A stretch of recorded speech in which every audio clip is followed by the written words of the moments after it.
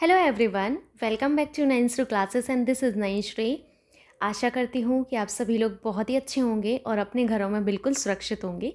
KVS के CDB की class में आज हम भाषा विकास पढ़ने वाले हैं। कल के लेक्चर में भी आपने लैंग्वेज डेवलपमेंट को पढ़ा था और ये लैंग्वेज डेवलपमेंट का आपका पार्ट 2 है, जिसमें मैं आज आपको किशोरावस्था में भाषा विकास को पढ़ाने वाली हूँ और कुछ टर्मिनोलॉजी आपको पढ़ाने वाली हूँ। भाषा विकास पर आपके कौन कौन से कारकों का प्रभाव पड़ता है, ये सारी चीज़ें आज आप यहाँ पर पढ़ने वाले हैं, जिनसे आपकी परीक्षा में प्रश्न बन सकता है।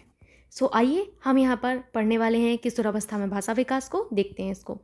देखिए, किशोरावस्था में भाषा विकास में आपको सबसे पहले ये देखना होगा कि इस अवस्था में भाषा विकास की जो है उच्चतम अवस्था मानी जाती है। तो इस अवस्था को भाषा विकास की क्या उच्चतम अवस्था माना जाएगा। क्यों? क्योंकि अब बालक को यहाँ पर देखिए इसके सभी प्रकार के जो संप्रत्यय होते हैं, संप्रत्यय यानी कि कॉन्सेप्ट की भी मैं बात कर रही हूँ, सभी प्रकार के संप्रत्यय यानी कि कॉन्सेप्ट जो है इसके डेवलप हो जाते हैं, चाहे वो कोई सा भी कॉन्सेप्ट हो। CONCEPT, ठीक है, कॉन्सेप्ट इसके डेवलप हो जाते हैं। संप्रत्यय की मैं बात कर रही हूँ। कॉन्सेप्ट को क्या कहेंगे हिंदी में? संप्रत्यय कहते हैं आप लोग, ठीक है, संप्रत्यय। तो संप्रत्ययों का इसमें विकास हो जाता है सभी प्रकार के, जिस वजह से इस अवस्था को भाषा विकास की उच्चतम अवस्था कहा गया है। मैं फिर से रिपीट कर देती हूँ, किशोरावस्था को भाषा विकास की उच्चतम अवस्था कहा गया है। क्यों कहा गया है? क्योंकि इस अवस्था में बालक के सभी संप्रत्यय कॉन्सेप्ट्स जो हैं डेवलप हो जाते हैं। अब यहाँ पर सभी प्रकार के संप्रत्यय का मतलब क्या है? संप्रत्यय का मतलब है चाहे वो समाज से रिलेटेड कोई कॉन्सेप्ट हो, चाहे आपका धर्म से रिलेटेड कोई कॉन्सेप्ट हो, चाहे आपके विश्व से रिलेटेड कोई कॉन्सेप्ट हो, या फिर संस्कृति से रिलेटेड कोई भी कॉन्सेप्ट हो, किशोरावस्था तक आते आते उसके सभी प्रकार के संप्रत्यय डेवलप हो जाते हैं, जिस वजह से इस अवस्था को भाषा विकास की उच्चतम अवस्था कहा गया है। ठीक। और इस अवस्था में भाषा विकास में आदत और बुद्धि का प्रभाव स्पष्ट रूप से आपको देखने को मिलेगा। क्यों? क्योंकि इस अवस्था में बालक जो है बड़ा हो चुका है, तो उसकी जैसी आदतें होंगी वैसी उसकी भाषा विकास में आपको दिखेगा। जैसी उसकी बुद्धि होगी वैसा आपको भाषा विकास बालक का दिख जाएगा। भाषा विकास में बालक के शारीरिक परिवर्तनों से जो संवेग उत्पन्न होते हैं उससे प्रभावित होता है। देखिए, इस अवस्था में आपको ये पॉइंट बहुत अच्छे से याद रखना है, ये इंपॉर्टेंट है कि भाषा का विकास बालक के शारीरिक परिवर्तनों से जो आपके संवेग उत्पन्न हो रहे हैं उससे प्रभावित होता है। आपसे यही पूछा जाएगा कि किस अवस्था में भाषा का विकास बालक के शारीरिक परिवर्तनों से जो संवेग उत्पन्न होते हैं उससे प्रभावित होता है। आंसर होगा एडोलेसेंस यानी कि किशोरावस्था। आइए इसको समझते हैं कि ये कैसे होता है। आप सभी को पता है कि शैशवावस्था में जो बालक छोटा होता है, शैशवावस्था में, इस अवस्था में बालक जो है इनकी संवेगों में उग्रता पाई जाती है। क्या पाई जाती है? उग्रता पाई जाती है। इसके बाद बालक आता है बाल्यावस्था में। तो बाल्यावस्था में इसके संवेग जो है, आप सभी को पता है कि यहाँ पर अपने संवेगों पर नियंत्रण करना सीख जाता है बालक। लेकिन जब वो पहुँचता है किशोरावस्था में, कहाँ पर? किशोरावस्था में, तो इसके संवेगों में क्या होता है? उथल पुथल होती है। आप सभी को पता है कि संवेगों में उथल पुथल की अवस्था किसको कहा गया है? आपकी किशोरावस्था को कहा गया है। तो संवेगों में उथल पुथल की अवस्था किशोरावस्था को कहा गया है। किशोरावस्था में संवेगों में बहुत ही ज्यादा उथल पुथल होता है। इन्हीं संवेगों के चलते बालक कभी आपको बहुत ज़्यादा खुश दिखेगा, कभी आपको बहुत ज़्यादा दुखी मिलेगा। सेम सिचुएशन में ही आप देखिएगा, सेम सिचुएशन सेम है, कुछ भी डिफरेंट नहीं है, सिचुएशन सेम है, लेकिन बालक के हाव भाव जो हैं, हो सकता है इसी सिचुएशन में वो आपको खुश दिख जाए, इसी सिचुएशन में वो आपको दुखी दिख जाए। तो ये क्या है? संवेगों के चलते है। ठीक है। अब जब बालक के संवेगों में बहुत ज़्यादा उथल पुथल होती है तो उसके संवेगों की वजह से देखिए आंतरिक परिवर्तन भी होंगे। संवेग जब बालक जब संवेग में रहता है तो उसके अंदर इंटरनल भी आपके चेंजेस देखने को मिलते हैं, एक्सटर्नल भी चेंजेस देखने को मिलते हैं। अब इंटरनल और एक्सटर्नल चेंजेस कैसे देखने को मिलते हैं, आइए इसको समझते हैं। जब कभी भी बालक सांवेगिक दिशा में रहता है तो इंटरनल परिवर्तन, जैसे ब्लड प्रेशर हाई होना हो जाएगा, और इंटरनल परिवर्तन में और क्या आ जाएगा आपका? ब्लड प्रेशर हाई होने के अलावा सोचिए इसको, आप लोगों का ये होमवर्क है, आपको बताना है कि ब्लड प्रेशर इंक्रीज होने के अलावा सांवेगिक दशा में आने पर कौन सा इंटरनल परिवर्तन होता है।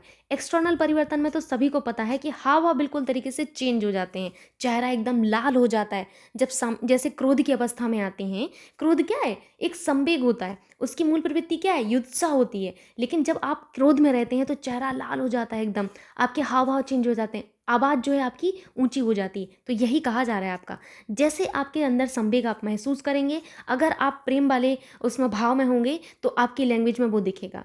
अगर आप क्रोध के भाव में होंगे संवेगों के चलते तो आपकी लैंग्वेज में वो चीज़ परिलक्षित होगी, मतलब साफ साफ दिखाई देगी आपको। तो यही बोला गया है इसमें। अब आपको समझ में आ गया? अगर नहीं समझ आया तो मैं फिर से समझाती हूँ। मैंने ये कहा कि किशोरावस्था में बालक के संवेगों में बहुत ही ज़्यादा उथल पुथल होता है। ठीक है। सेम सिचुएशन में वो कभी आपको खुश दिखेगा संवेगों के चलते ही, कभी आपको दुखी दिखेगा। संवेग के चलते बालक में इंटरनल और एक्सटर्नल परिवर्तन देखने को मिलते हैं। इंटरनल में जैसे आपका ब्लड प्रेशर हाई हो जाना, है ना।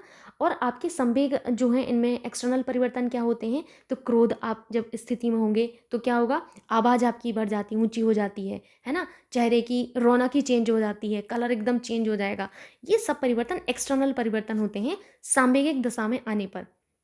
जिस स्थिति में आप होंगे, संवेग ऐसा ही तो नहीं है कि सिर्फ आपके क्रोध ही हो, नहीं, आपने 14 संवेग पढ़े हैं अकॉर्डिंग टू मैकडूगल, मैंने आपको बताए हैं बहुत ही अच्छे से, मूल प्रवृत्तियां भी बताई हैं। अगर आप जो हैं प्रेम में हैं, मतलब इस तरीके के संवेगों में हैं, तो आपकी लैंग्वेज पर वो दिखाई पड़ेगा। और अगर आप क्रोध की दशा में हैं तो आपकी भाषा पर वो चीज़ पूरे तरीके से साफ साफ देखी जा सकती है। तो आप समझ गए होंगे कि इस अवस्था में बालक के संवेगों का प्रभाव पड़ता है भाषा विकास पर। ठीक। अगला है कि इस अवस्था में बालक कई बार कोड भाषा का प्रयोग करता है। कोड भाषा समझ रहे हैं ना, जैसे किसी भी चीज़ को कोडिंग के थ्रू अपना बना लेना। अब यहाँ आप कंप्यूटर भाषा की कोडिंग मत समझ लीजिएगा, नहीं तो आप समझें कि सी लैंग्वेज, ऐसा कुछ नहीं है। इनका अपना एक कोड सेट हो जाता है, जैसे किसी भी चीज़ के लिए। अब देखिए इस अवस्था में ना, किशोरावस्था में ना, बालक कई सारी गलत चीज़ों में भी पड़ जाता है, आप सभी को पता होगा। और तो उन्हीं सब चीज़ों के लिए, कभी अच्छी चीज़ों के लिए भी कोडिंग बना लेता है, कभी गलत चीज़ों के लिए भी कोडिंग बना लेता है। तो कोड भाषा का प्रयोग करने लगता है। इस चीज़ को आपको माइंड में रखना है। ठीक, आगे पॉइंट नोट करिएगा। आइए चलते हैं। इस अवस्था में वेरी वेरी इंपॉर्टेंट, इस चीज़ को आपको समझना भी होगा और लिखना भी होगा। इस अवस्था में, और आप सभी से रिक्वेस्ट है, नोट्स बनाइए और प्रैक्टिस ज़्यादा से ज़्यादा करिए। आप लोग टेक्स्ट बुक से टेस्ट परचेज कर लीजिए, उसी से आप टेस्ट दीजिएगा। इस अवस्था में अमूर्त चिंतन, अमूर्त चिंतन, इस अवस्था में अमूर्त चिंतन तथा निगमनात्मक तर्क की क्षमता विकसित हो जाती है। निगमनात्मक तर्क की क्षमता विकसित हो जाती है।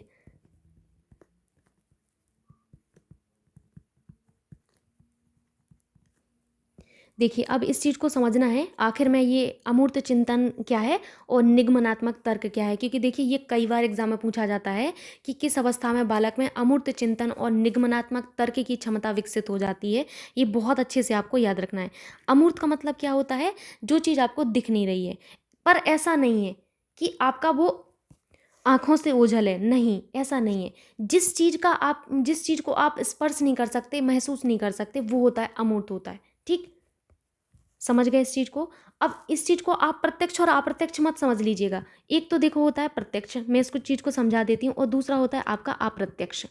ठीक है, प्रत्यक्ष होता है जो आपकी आँखों के सामने हो, और अप्रत्यक्ष होता है जो आपकी आँखों के सामने ना हो, पर इसका कोई ना कोई फिजिकल अपीयरेंस तो होगा ना, कोई ना कोई तो इसका जो है अपीयरेंस होगा, तो वो होता है आपका अप्रत्यक्ष। लेकिन आपके सामने नहीं है, अभी आपके सामने प्रेजेंट नहीं है, पर इसका कोई ना कोई भौतिक स्वरूप तो है। इसी बात को मैं समझाना चाह रही हूँ कि भौतिक स्वरूप तो किसी चीज़ का है, लेकिन वो आपके सामने नहीं है, तो वो क्या है, अप्रत्यक्ष है। जैसे मैं आप लोगों को तो नहीं दिख रही हूँ, या आप सभी को पता है कि मैं नहीं दिख रही हूँ, तो मैं अमूर्त हुई कि अप्रत्यक्ष हुई। अब मैं आपको ये क्वेश्चन देती हूँ कि मैं अमूर्त हुई या फिर अप्रत्यक्ष हुई, बताइए इस चीज़ को। ठीक है, हालांकि आप लोग तो नहीं बता पाएंगे क्योंकि वन वे कम्युनिकेशन है यहाँ पर। तो देखिए आप लोग कहेंगे कि मैम आपका भौतिक स्वरूप तो है, ये तो हमें पता है क्योंकि आप बोल रही हैं, तो कोई ना कोई भौतिक स्वरूप तो आपका होगा ही होगा, मोटा पतला कुछ तो होंगी आप, है ना। तो ये क्या है, मेरा भौतिक स्वरूप तो एग्जिस्ट करता है, लेकिन मैं आपके सामने नहीं हूँ, तो मैं क्या हुई आपके लिए, मैं आपके लिए अप्रत्यक्ष हुई, लेकिन अमूर्त तो नहीं हुई ना। क्यों? क्योंकि अमूर्त वो चीज़ें होती हैं जिनका कोई भौतिक स्वरूप नहीं है, जिनका कोई भौतिक स्वरूप ही ना हो। ठीक है, जो आपके सामने भी नहीं है और जिनका कोई भौतिक स्वरूप ना हो, वो होती हैं अमूर्त होती हैं। अब ऐसी ही जो अमूर्त चिंतन है, जिनकी कोई भौतिक स्वरूप नहीं होते हैं, तो इस तरीके के चिंतन जो है करने की जो स्थिति होती है, वो कब आती है, किशोरावस्था में आती है। निगमनात्मक तर्क का मतलब क्या होता है, इसका मतलब होता है नियम से उदाहरण, नियम से उदाहरण। ये क्या है नियम से उदाहरण, इसका मतलब है कि इस अवस्था में बालक जो है आपका, नियम अगर उसको दे दिया जाए तो वो नियम से उदाहरण की तरफ आराम से चला जाएगा। नियम अगर उसको पता है तो उदाहरण वो अपने आप यहाँ पर बना लेगा। ये होता है नियम से उदाहरण तर्क की क्षमता विकसित जो है किस अवस्था में होती है, किशोरावस्था में। तो अमूर्त चिंतन, निगमनात्मक तर्क की क्षमता किस अवस्था में विकसित हो जाती है, इसको अपने माइंड में बिठा लीजिए। किशोरावस्था में ऐसा होता है। कई बच्चे इसको बाल्यावस्था लगा के आ जाते हैं, लेकिन बाल्यावस्था में ऐसा कुछ नहीं होता है। प्लीज़ आप सबसे रिक्वेस्ट है कि इस चीज़ को याद रखिएगा, ठीक है। आगे इसी में आप नोट करिएगा, एक पॉइंट और नोट करना है आपको। कौन सा? नोट करिएगा कि इस अवस्था में सभी संप्रत्ययों का, सभी संप्रत्यय, सम प्रत्यय, कॉन्सेप्ट्स, CONCEPTS, कॉन्सेप्ट्स का विकास हो जाता है। सभी कॉन्सेप्ट का मतलब क्या है मैं आपको बता चुकी हूँ, चाहे वो समाज से रिलेटेड हो, चाहे वो आपके धर्म से रिलेटेड हो, चाहे आपके संसार से रिलेटेड हो, चाहे आपकी संस्कृति से रिलेटेड हो, तो सभी प्रकार के कॉन्सेप्ट का विकास जो है आपका विकास हो जाता है, एक बार मैं यहाँ पर, मुझे ऐसा लगता है कॉन्सेप्ट जो है आपकी इस तरीके से, इसको मैं यहाँ पर लिख देती हूँ कौन कौन से कॉन्सेप्ट की मैं एक्चुअल में बात कर रही हूँ। सोशल कॉन्सेप्ट, आप चाहें तो लिख सकते हैं कि सोशल कॉन्सेप्ट इस टाइम आपके डेवलप हो जाते हैं। सोशल कॉन्सेप्ट हुए, और आपका कल्चरल कॉन्सेप्ट हुए, CULTURAL, कल्चरल कॉन्सेप्ट हुए, कॉन्सेप्ट्स, ठीक। और कौन से कॉन्सेप्ट्स हुए? अब आपके जैसे आपके रिलीजियस कॉन्सेप्ट हुए, रिलीजियस, ठीक है, रिलीजियस कॉन्सेप्ट्स। लग रहा है मैंने पेन बहुत ज़्यादा ही मोटा कर लिया, इसीलिए देखिए सब मिक्स हो रहा है। मैं बोल देती हूँ SOCIL, सोशल कॉन्सेप्ट तो आपको पता ही है। कल्चरल CUL है, ठीक है, कल्चरल, ये कल्चरल, ठीक। चलिए मैं इसको दोबारा से लिख देती हूँ, मुझे ऐसा लग रहा है ठीक से लिख देती हूँ। कई बार ऐसा होता है कि गलत ही आप लोग नोट कर लेंगे तो फिर दिक्कत हो जाएगी। कल्चरल CULTURAL, अब इतने बड़े तो हो चुके हैं कि इतना तो लगा ही सकते हैं हिसाब, है ना। रिलीजियस RELIGIOUS, तो ये सारे कॉन्सेप्ट जो हैं इस टाइम बालक में आपके डेवलप हो जाते हैं, ठीक। एक पॉइंट आप इसमें और नोट करिएगा, यहाँ पर नोट करिएगा, बालकों में कल्पना शक्ति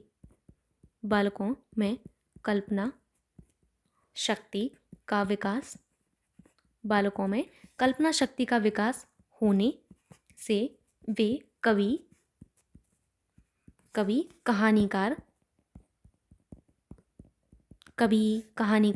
चित्रकार बनकर कविता, कहानी तथा चित्र के माध्यम से भावनाओं की अभिव्यक्ति करते हैं,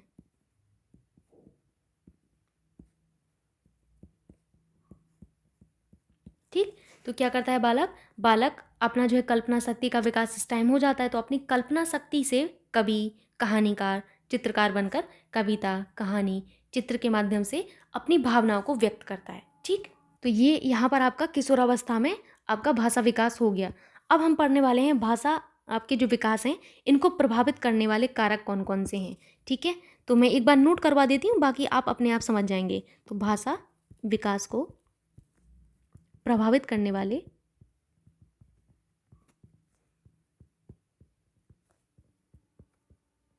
कारक, आइए देखते हैं कौन कौन से कारक हैं जो आपके भाषा विकास यानी कि लैंग्वेज डेवलपमेंट को प्रभावित करते हैं। सबसे पहले तो आप लोग यहाँ पर नोट करिएगा मानसिक स्वास्थ्य। देखिए मानसिक स्वास्थ्य अगर सही होगा तो ऑब्वियस सी बात है कि भाषा विकास आपका अच्छा होगा। अगर मानसिक स्वास्थ्य अच्छा नहीं है तो बालक को, आपको पता ही है कि भाषा विकास उसका ऑटोमेटिकली प्रभावित होता है। नेक्स्ट है आपका परिपक्वता का प्रभाव। जितना परिपक्व बालक होगा उतना परिपक्व उसकी लैंग्वेज होगी, है ना, उतना ही उसका भाषा विकास होगा। तो परिपक्वता का प्रभाव ये तो मैं ऑलरेडी आपको शुरुआत में ही बता चुकी थी, लेक्चर की शुरुआत में, कल वाले लेक्चर की शुरुआत में। परिपक्वता का प्रभाव, परिपक्वता आप समझ ही रहे हैं कि समय के साथ हमारे अंदर परिवर्तन आते हैं, उन्हीं परिवर्तनों के परिणाम स्वरूप हमारे अंदर परिपक्वता आती है, ठीक। और इसी परिपक्वता का प्रभाव हमारी भाषा विकास पर पड़ता है। तीसरा यहाँ पर नोट करिएगा अपना जन्म क्रम का प्रभाव, मतलब आप जो हैं किस क्रम में हैं। आप जैसे आपके भाई बहन होंगे, आप होंगे, तो आपका क्रम कौन सा है इसका प्रभाव भी पड़ता है, ठीक है। चौथा यहाँ पर याद रखिएगा, चौथा कौन सा है, आपकी बुद्धि का प्रभाव भी पड़ता है, बुद्धि का प्रभाव, बुद्धि का प्रभाव। पांचवा कौन सा है आपका, वातावरण का प्रभाव। जैसा वातावरण होगा वैसी आपकी भाषा होगी, तो वातावरण का प्रभाव भी आपके भाषा के विकास पर पड़ता है, ठीक है। और कौन सा है आपका छठवां, अधिगम का प्रभाव, अधिगम का प्रभाव। अगर आपने अधिगम अच्छे से किया है तो भाई आपका भाषा विकास अच्छा होगा, और अगर अधिगम की दृष्टि आपकी जो है, अधिगम की दृष्टिकोण आपका जो है कैसा है, कमज़ोर है, तो आपने नहीं, फिर आपका जो भाषा विकास है वो प्रभावित होगा। ठीक है। सातवां आपको याद रखना है लिंग का प्रभाव। लिंग का प्रभाव यानी कि अगर लड़कियां हैं तो उनका भाषा विकास, आप सभी ने पढ़ा है ये चीज़ तो, कि आपका तीव्र होता है लड़कों की अपेक्षा। अधिगम का मतलब एक बार आप समझ लीजिए, मुझे ऐसा लग रहा है थोड़ा सा यहाँ पर कन्फ्यूज़न हो गई होगी। अधिगम का मतलब होता है आपका सीखना। क्या होता है? सीखना। अगर आपने अच्छे से चीज़ें सीखी होंगी तो ऑब्वियस सी बात है कि आपका भाषा विकास अच्छा होगा। अधिगम को आप सीखने से समझिए। अब ये तो देखिए एक तरीके से आपका संकुचित अर्थ हो गया, जिसे आप सामान्य अर्थ कह सकते हैं, सामान्य भाषा में कह सकते हैं कि सामान्य अर्थ है ये आपका। लेकिन अगर मैं स्पेसिफिक की बात करूं तो यहाँ पर अनुभव और प्रशिक्षण के द्वारा व्यवहार में परिवर्तन, किसके द्वारा? अनुभव और प्रशिक्षण के द्वारा। अनुभव और प्रशिक्षण के द्वारा, प्रशिक्षण आ गया, मैं आपको अधिगम पढ़ाऊंगी जब, वहाँ पर आपको समझ आएगा। अनुभव और प्रशिक्षण के द्वारा व्यवहार में परिवर्तन, व्यवहार में परिवर्तन। तो व्यवहार में परिवर्तन अगर अनुभव और प्रशिक्षण के थ्रू हो रहा है तो ये क्या होगा? ये अधिगम होगा। ठीक, इस चीज़ को याद रखना है। अगर स्थायी परिवर्तन है तब तो उसको आप मनोवैज्ञानिक अर्थों में अधिगम कहेंगे। स्थायी परिवर्तन है अगर, ध्यान से सुनिएगा इस चीज़ को, बहुत इंपॉर्टेंट है। अगर व्यवहार में स्थायी परिवर्तन है तो इसे हम मनोवैज्ञानिक अर्थों में अधिगम कहेंगे। क्या कहेंगे? अधिगम कहेंगे। और अगर स्थायी रूप से परिवर्तन नहीं है, व्यवहार में टेम्परेरी है, तो इसको फिर हम मनोवैज्ञानिक अर्थों में कभी भी अधिगम नहीं कहेंगे। एक बार मैं बोलूँ फिर से, अधिगम का अर्थ होता है सीखना, है ना, किसी चीज़ को सीखना अधिगम होता है। अनुभव और प्रशिक्षण के द्वारा व्यवहार में जो परिवर्तन होता है उसे अधिगम कहते हैं। लेकिन अगर व्यवहार में परिवर्तन स्थायी है तभी हम इसको मनोवैज्ञानिक अर्थों में अधिगम कहेंगे। और अगर स्थायी परिवर्तन नहीं है, अस्थायी है, लाइक जैसे मादक पदार्थों से कुछ कुछ चीज़ें आप सीख लेते हैं, तो मादक पदार्थों के सेवन से की गई जो चीज़ें हैं टेम्पररी होती हैं, ये आपके व्यवहार में टेम्परेरी परिवर्तन लाएंगी, जिस वजह से आप उसको अधिगम नहीं कहेंगे मनोवैज्ञानिक अर्थों में। ओके, इस चीज़ को आप लोग समझ गए होंगे, है ना। आइए हम देखते हैं यहाँ पर एक बार भाषा विकास में भाषा कौशल देख लेते हैं। भाषा विकास में भाषा कौशल, कौन कौन से कौशल होते हैं? एक दिन मैंने आप लोगों को कौशल से संबंधित एक क्वेश्चन दिया था, मुझे रियलाइज़ हुआ वहाँ पर थोड़ी सी मिस्टेक थी, लेकिन एक बहुत गंदा कमेंट आया था। हालांकि मैं ध्यान नहीं देती हूँ, कोई बात नहीं। कमेंट आया था कि मैम पहले क्वेश्चन करना तो सीख लीजिए, तो मुझे बड़ा अजीब लगा उस टाइम। खैर कोई नहीं, चलता है, भांति भांति के लोग हैं इस संसार में, सबको सेम चीज़ें अच्छी नहीं लग सकती, है ना। तो यहाँ पर याद रखिएगा, भाषा विकास में 4 भाषा कौशल होते हैं। भाषा विकास में, भाषा विकास में 4 आपकी भाषा कौशल होते हैं, 4 भाषा कौशल होते हैं। और इनका जो सीक्वेंस है वो आपके लिए महत्वपूर्ण है, तो आप यहाँ पर लिख लीजिए, जिनका व्यवस्थित क्रम,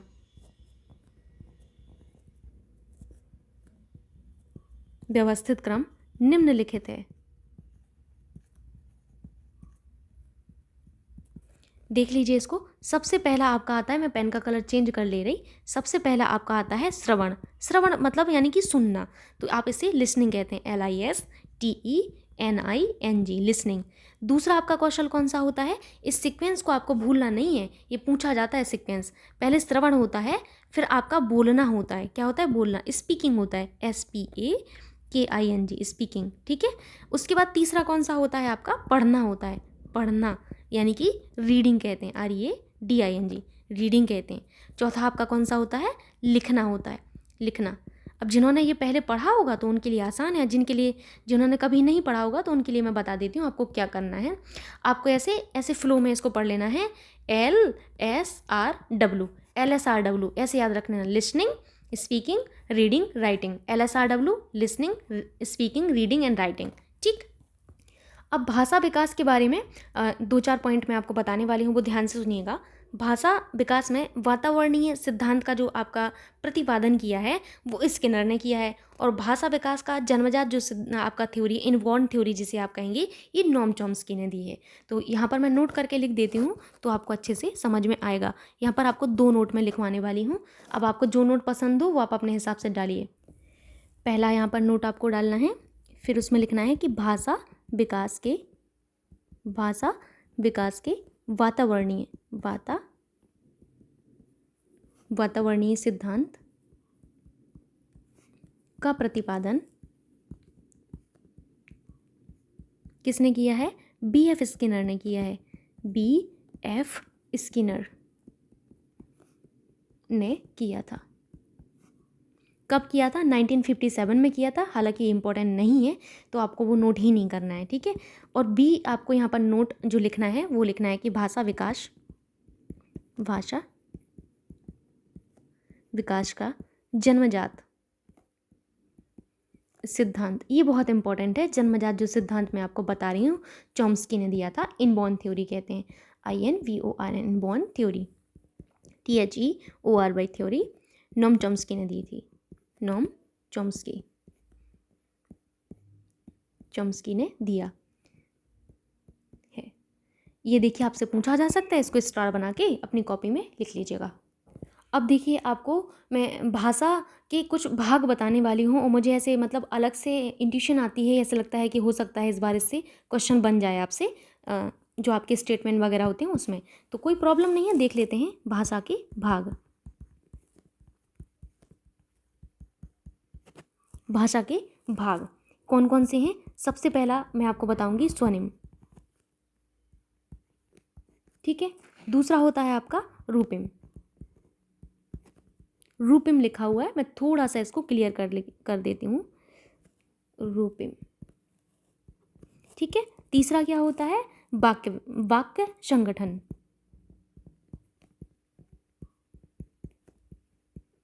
एंड चौथा क्या होता है आपका? अर्थ विन्यास। सबसे ज़्यादा जो कन्फ्यूजन होता है वो स्वनिम और रूपिम में होता है, तो उनको ही आपको अच्छे से डिटेल में पढ़ा देती हूँ मैं थोड़ा सा। तो पहले आप हेडिंग करिएगा स्वनिम, ठीक। स्वनिम होता है ये, ठीक है। स्वनिम मैं यहाँ लिख दी हूँ, है ना, स्वनिम। आइए देखते हैं कि स्वनिम क्या होता है। स्वनिम बोली जाने वाली भाषा की सबसे छोटी इकाई होती है स्वनिम, ठीक है। तो आपको यही नोट कर लेना है, बोली जाने वाली भाषा की सबसे छोटी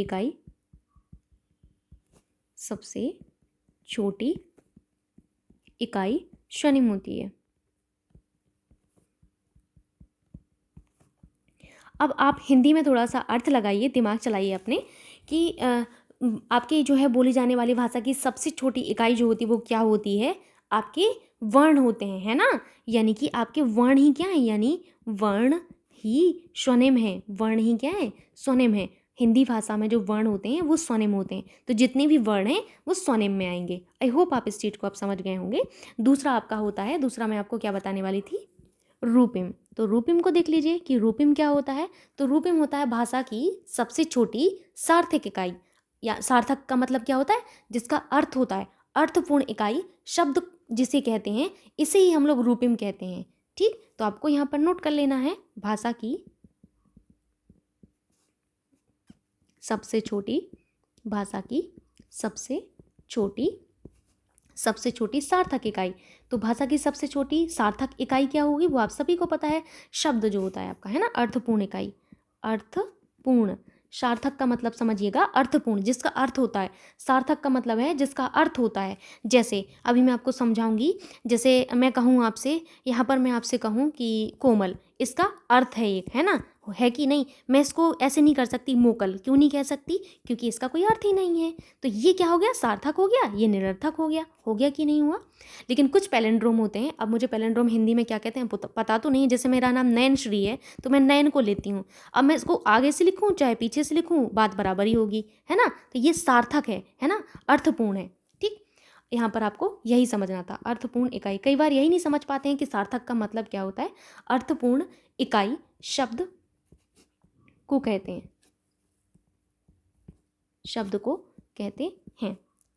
इसे ही रूपिम कहते हैं। क्या कहते हैं? रूपिम कहते हैं, ठीक। ये चीज़ तो आप समझ ही गए होंगे अब कि रूपिम क्या है। आपकी भाषा की सबसे छोटी सार्थक इकाई को हम लोग रूपिम कहते हैं, ठीक है।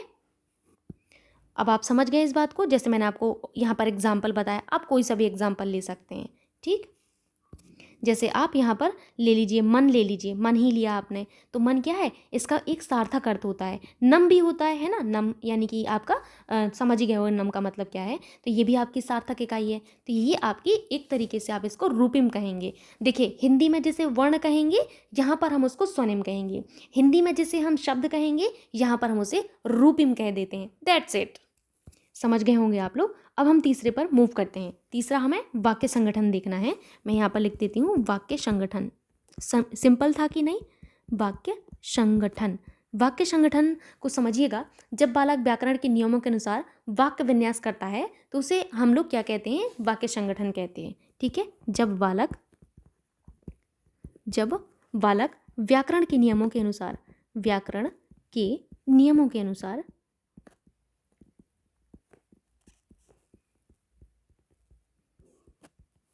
जब बालक व्याकरण के नियमों के अनुसार वाक्य विन्यास करता है,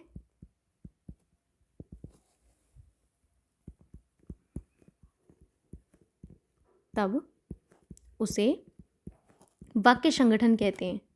क्या कहते हैं? वाक्य संगठन कहते हैं। जैसे अगर मैं कहूँ मैं खाती हूँ, है ना, तो मैं लिख देती हूँ नैनश्री खाना खाती है, नैनश्री खाना खाती है। आप अपना नाम लिखिएगा, ठीक है, मेरा मत लिख लीजिएगा, ठीक है। नैनश्री खाना खाती है, तो ये क्या हो गया? एक तरीके से वाक्य संगठन हो गया। अगला यहाँ पर हमें जो देखना है वो क्या देखना है हमें कि अर्थ विन्यास आपको देखना है। ठीक है, चौथा आपको यहाँ पर नोट करना है अर्थ विन्यास। आइए देखते हैं अर्थ विन्यास का मतलब क्या है। अर्थ विन्यास शब्दों का ऐसा समूह जो सार्थक वाक्य के रूप में हो, उसे हम अर्थ विन्यास कहेंगे। जैसे नैनश्री खाना खाती है, ये तो बिल्कुल सही है, लेकिन मैं अगर कहूँ नैनश्री खाना खाता है, तो ये अर्थ विन्यास की दृष्टि से बिल्कुल गलत है। आइए इसको समझते हैं, मेरे कहने का मतलब क्या था। पहले नोट करिए, शब्दों का ऐसा समूह, शब्दों का ऐसा समूह जो सार्थक, शब्दों का ऐसा समूह जो सार्थक वाक्य के रूप में, सार्थक वाक्य के रूप में हो, अर्थ विन्यास कहा जाता है। अर्थ विन्यास कहा जाता है। ठीक है, अब मैं यहाँ पर एग्जाम्पल बताती हूँ, आपको आसानी से समझ में आ जाएगा, कोई बड़ी प्रॉब्लम नहीं है।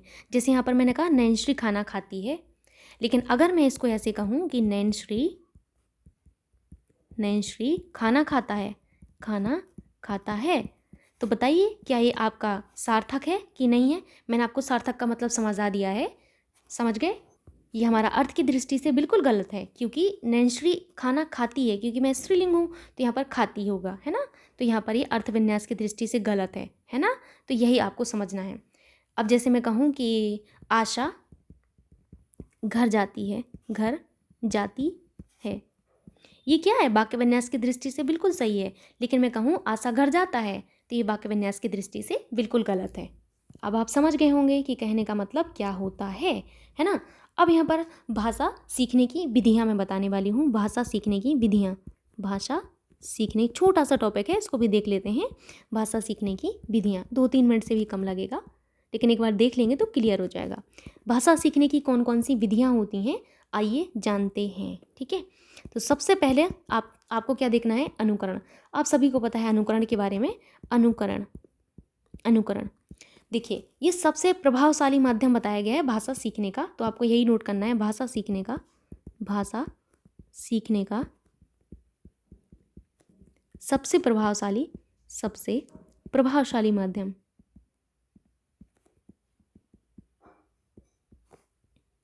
सबसे प्रभावशाली माध्यम अनुकरण है। अनुकरण को माना गया है ना, अनुकरण को माना गया है। अब भाषा विकास से कहीं से भी क्वेश्चन आएगा, मुझे ऐसा लगता है आप लोग कर लेंगे। ठीक है, अब आप लोगों ने स्किनर का नाम सुना है, BF स्किनर। स्किनर ने अनुकरण विधि को भाषा सीखने का सबसे सशक्त माध्यम बताया है, लेकिन पावलोव ने अनुकूलन को बताया। ये दो बहुत ही इंपॉर्टेंट बातें हैं जो आपको नोट करना है, और बहुत ज़्यादा बार एग्जाम में आपसे पूछी गई हैं, तो एक बार आप लोग इसको नोट कर लीजिए। यहाँ पर स्किनर ने अनुकरण विधि को भाषा विकास भाषा सीखने का है ना, भाषा सीखने का सबसे प्रभावशाली माध्यम बताया है।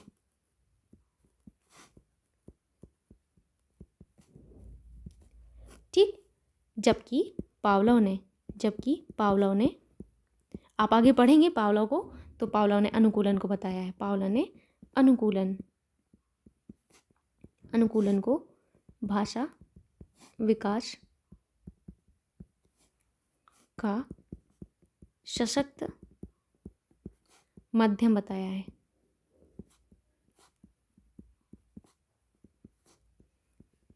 ठीक। और भाषा सीखने के माध्यम क्या क्या हो सकते हैं? देखिए, और भाषा सीखने के माध्यम कई सारे होते हैं। एक तो वार्तालाप होता है ना, वार्तालाप। देखिए, शैशवावस्था में बालक कल्पना में रहता है, बाल्यावस्था में बालक क्या वास्तविकता में आ जाता है। जब वो वास्तविकता में आता है, स्कूल में प्रवेश भी ले लेता है, तो वार्तालाप से वो कई सारी आपकी चीज़ों को सीखता है भाषा की। तो आप वार्तालाप से भी भाषा सीख सकते हैं। और कौन सा माध्यम है आपके भाषा सीखने का? सबसे महत्वपूर्ण तो अनुकरण था, यही मुझे बताना था, इस वजह से मैं आपको इतना समझाई हूँ।